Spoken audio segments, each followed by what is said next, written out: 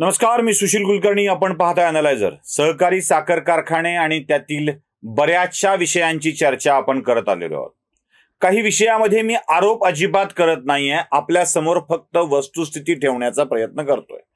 अर्थात जे घटनाक्रम तुमच्या समोर ठेवलेला आहे तो घटनाक्रम बघता निष्कर्षापर्यंत तुम्हाला यायचं आहे. कारण काही विषयातल्या नुसत्या कमेंट्सच खूप असतात.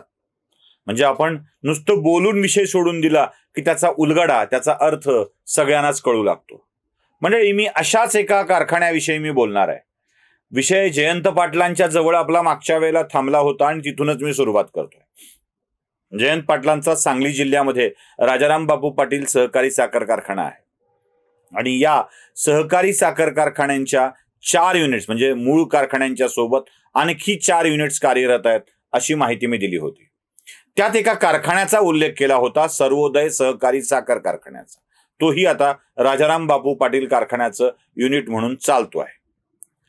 या कारखान्याला म्हणजे राजाराम बापू पाटील सहकारी साखर कारखान्याने सर्वोदय सहकारी साखर कारखाना सुरुवातीला भागीदारी तत्वावर चालविण्यासाठी घेतला. एक रकमी गुंतवणूक केली 5 वर्षासाठीची आणि त्यानंतर आता हा कारखाना राजाराम बापू पाटील सहकारी साखर कारखान्याच्या ताब्यात आहे.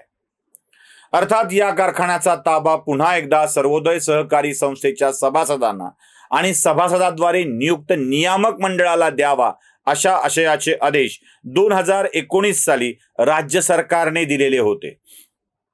पण राज्य सरकारच्या आदेशाला धाब्यावर बसवत, असंच म्हणायला हवं ना, राजाराम बापू पाटील सहकारी साखर कारखाना आजही जयंत पाटलांच्या नेतृत्वामध्ये सर्वोदय सहकारी साखर कारखान्यावर ताबा ठेवून आहे. शासनाचा आदेश होता हे तुम्हाला मी दाखवतोय. 25 जानेवारी 2019 हे पत्र बघा. प्रमोद वळंज नावाचे अधिकारी आहेत, त्यांनी या विषयामधला आपला स्पष्ट आदेश दिला होता. त्या आदेशाच्या ओळीही तुम्हाला स्क्रीनवर आता दिसतील.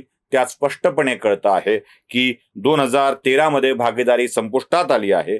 करार करताना, भागीदारीचे नियम करताना राज्य सरकारची परवानगी घेतलेली नव्हती. त्यामुळं आता हा कारखाना परत द्यावा असं सांगितलेलं होतं. याबाबत न्यायालयाचा स्टेटस्को देखील आलेला आहे. मी स्थगिती शब्द वापरत नाहीये, स्टेटस्को देखील आलेला आहे. पण तरीही हा कारखाना अद्यापही जयंत पाटलांच्या राजाराम बापू पाटील सहकारी साखर कारखान्याच्या ताब्यात आहे. जरा या कारखान्याविषयी नीट समजून घेणं आवश्यक आहे. संभाजीराव पवार जे पूर्वी जनता दलाचे प्रदेशाध्यक्ष होते आणि त्यानंतर ते भारतीय जनता पक्षाकडून आमदार झाले. दुसरे जत या भागातले नेते व्यंकप्पा पत्की आणि संभाजीराव पवार या दोघांनी मिळून या साखर कारखान्याची स्थापना केलेली होती. दोन्हीही म्हणजे संभाजीराव पवार आणि व्यंकप्पा पत्की हे दोघंही राजाराम बापू पाटील यांचे अनुयायी होते, त्यांचे समर्थक होते, त्यांचे कार्यकर्ते होते. राजाराम बापू पाटील यांच्या नेतृत्वात काम करत असताना दोघांनाही आपल्या भागामध्ये एक सहकारी साखर कारखाना असावा असं वाटलं आणि 99-2000च्या दशकामध्ये त्यांनी या कारखान्याच्या उभारणीच्या कामाला सुरुवात केली.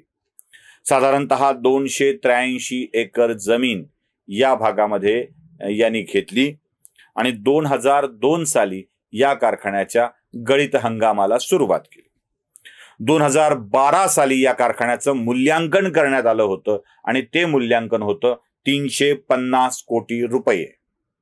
म्हणजे विचार करा, 283 एकर जमीन होती.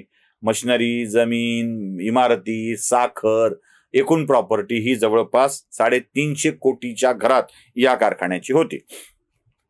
या कारखान्यावरती 43 कोटी रुपयांचं कर्ज होतं. फार मोठं पण नाही, फक्त 43 कोटी रुपयांचं कर्ज होतं.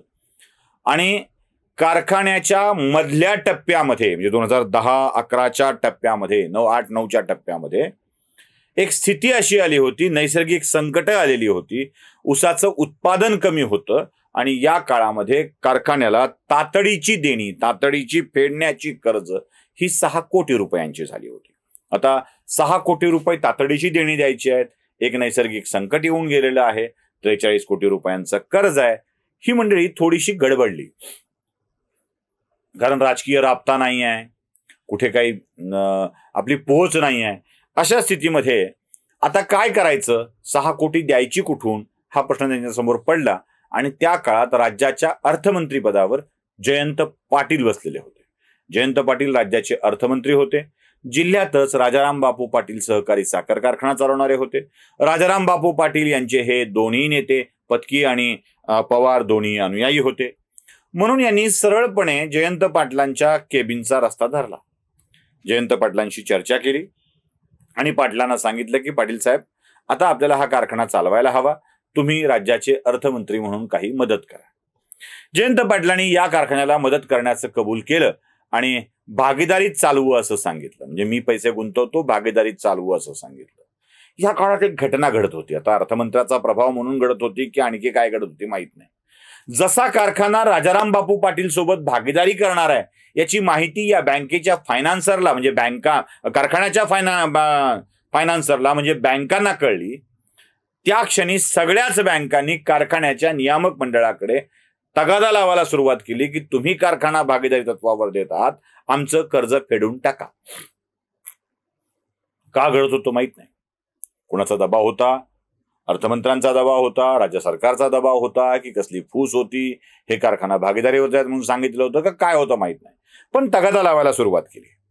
आता यांच्याकडे तातडीची देणी द्यायला 6 कोटी रुपये नव्हते, म्हणून हे जयंत पाटलांच्याकडे गेलेले होते. जयंत पाटलांच्याकडं 6 कोटी रुपयासाठी जाणारी माणसं 43 कोटी रुपयांचं कर्ज फेडणार कुठून होती. मग जयंत पाटील अर्थमंत्री आणि कारखान्याचा मालक या नात्यानं बँकर्स आणि या कारखान्याच्या मिटिंगमध्ये बसू लागले, मिटिंग लीड करू लागले आणि त्यांनी 43 कोटी रुपये एकरकमी भाडं कारखान्याकडे द्यायचं ठरवलं. 2012-13 पर्यंत ही भागीदारी चालणार होती. त्यांनी 43 कोटी रुपये दिले आणि भागीदारी चालत असताना ती भागीदारीचा कार्यकाल संपुष्टात आला. आता कारखाना भागीदारी संपली आहे, माझ्या ताब्यात आला, तुम्ही पैसे देऊ शकलेला नाहीत असं सांगून या कारखान्याचा ताबा राजाराम बापू पाटील सहकारी साखर कारखान्यानं घेऊन टाकला. या काळामध्ये संभाजीराव पवार पत्की यांच्यासारखी मंडळी जयंत पाटलांच्याकडे आपल्या कारखान्याचं चेक घेऊन जात होती आणि सांगत होती की हे पैसे तुम्ही घ्या आणि आमचा कारखाना आम्हाला परत करा. पण घडलं नाही. मी चेकनी पैसे स्वीकारत नाही असं सांगून त्या क्षणालाच तो ताबा घेऊन टाकण्यात आला.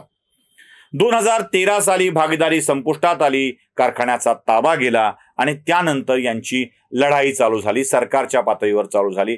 अजून वेगवेगळ्या पातळीवर हे लढू लागले. सरकारने निर्णय देऊन टाकला, जो तुम्हाला सुरुवातीलाच मी आदेश दाखवला होता, प्रमोद वळंजे यांचा, ज्यांनी या कारखान्याचा ताबा सर्वोदय सहकारी साखर कारखान्याच्या सभासदांच्या म्हणजे त्यांनी नियुक्त केलेल्या नियामकांच्या ताब्यात द्यावा असा स्पष्ट आदेश दिलेला असतानाही या कारखान्याचा आस्थागायत ताबा हा राजाराम बापू पाटील सहकारी साखर कारखान्याकडेच आहे.